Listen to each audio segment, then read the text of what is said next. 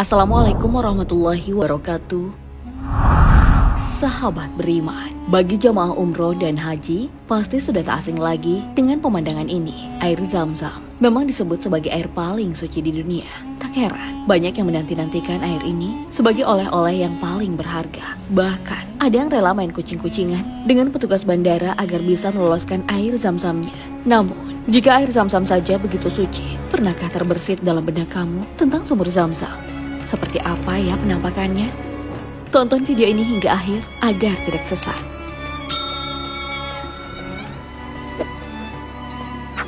Air Zam-Zam tak mengalir begitu saja. Ada sejarah panjang yang membuat air ini sangat diminati oleh masyarakat muslim di seluruh dunia. Dan kisah ini datang dari keluarga Nabi Ibrahim alaihissalam dan sang istri Siti Hajar. Al-Kisah, saat masih bayi, Nabi Ismail yang merupakan putra dari Nabi Ibrahim dan Siti Hajar dibawa oleh sang ayah untuk tinggal di gurun pasir bersama sang ibu. Saat itu, mereka diperintahkan oleh Allah Subhanahu wa Ta'ala untuk bergegas meninggalkan Palestina. Nabi Ibrahim pun meninggalkan istri tercinta dan buah hati yang ia harapkan selama beberapa tahun di padang pasir tandus tersebut. Awalnya, Siti Hajar pun tak menyangka jika ia akan ditinggalkan. Ia bertanya kepada Nabi Ibrahim, apakah kau yakin akan meninggalkan tempat ini? Nabi Ibrahim dengan mantap menjawab, maaf istriku, aku hanya menjalankan perintah Allah Subhanahu wa Ta'ala. Bertakwalah pada Allah, maka ia akan melindungi kalian. Setelah ditinggalkan oleh tulang punggung keluarga, situasi di padang pasir tersebut makin kacau. Sebab Siti Hajar harus berjuang seorang diri, menghidupi sang anak di tengah teriknya mentari. Nabi Ismail alaihissalam juga tak mendapatkan air susu dari sang ibu, yang membuatnya merintih dan menangis kelaparan. Siti Hajar pun telah berusaha semaksimal mungkin, tapi air susunya tak kunjung keluar. Seperti mendapat sebuah petunjuk, Siti Hajar lalu berjalan ke sana kemari untuk mencari air yang bisa dikonsumsi putranya di situasi genting tersebut. Waktu demi waktu ia lalui, namun ia tak kunjung mendapatkan sumber air. Namun Siti Hajar adalah seorang ibu tangguh. Ia tak menyerah dengan segala keterbatasan di depan matanya. Meski sudah kepanasan, Siti Hajar tetap harus berteriak dengan harapan bisa mendapatkan bantuan dari penduduk sekitar atau orang yang lewat di daerah tersebut. Hening, meski suaranya sudah parau berteriak ke sana kemari, lokasi tersebut tetap saja sepi. Tak ada orang yang lalu lalang, apalagi yang bisa diminta pertolongan.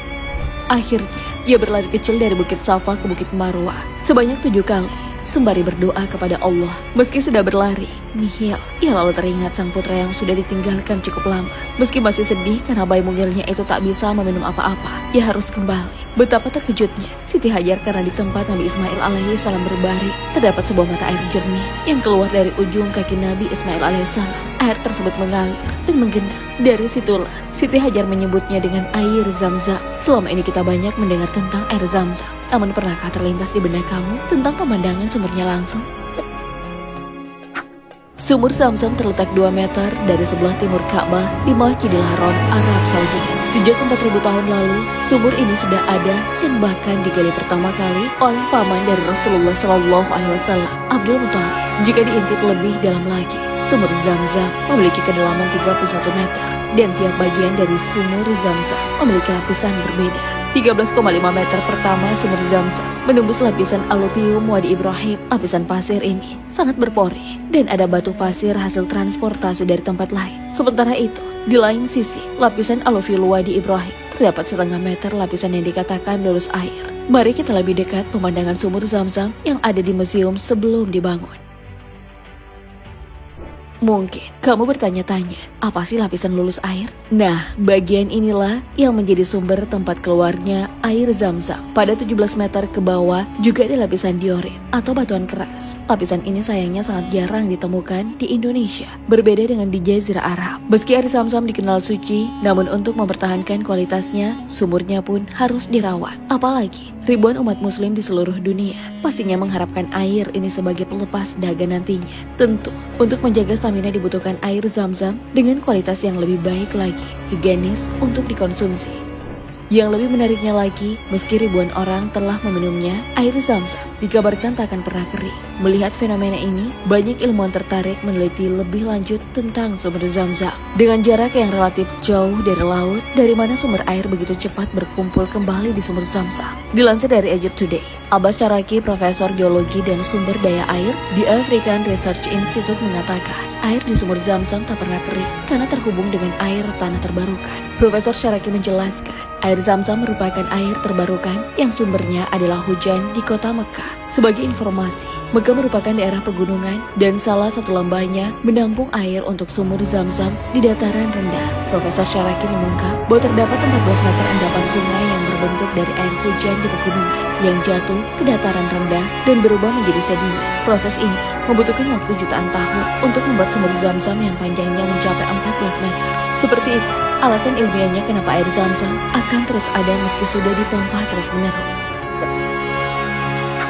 Ada banyak sekali manfaat dari setiap tegukan air Zam-Zam. Saking bermanfaatnya, banyak sekali jamaah yang hobi menyelundupkan air Zam-Zam di kopernya untuk dibawa pulang ke Indonesia. Sebenarnya sah-sah saja, tapi setiap jamaah sudah diberi jatah 5 liter. Namun masih ada saja beberapa oknum yang ngeyel dan nekat mengambil air Zam-Zam di kopernya, yang dilakukan dengan berbagai macam cara. Setelah koper mereka dicek melalui X-ray, barulah ketahuan jika mereka sudah tak patuh terhadap aturan. Beberapa jamaah memang punya cara unik sendiri. Ada yang mengemasnya dalam botol, lalu menutupnya dengan barang bawaan agar petugas bisa dikelabui. Seperti ini, momen pembongkaran koper para jamaah yang iseng. Padahal aturan yang sudah diberlakukan sebenarnya untuk kebaikan jamaah semata demi keselamatannya tiba di tanah air.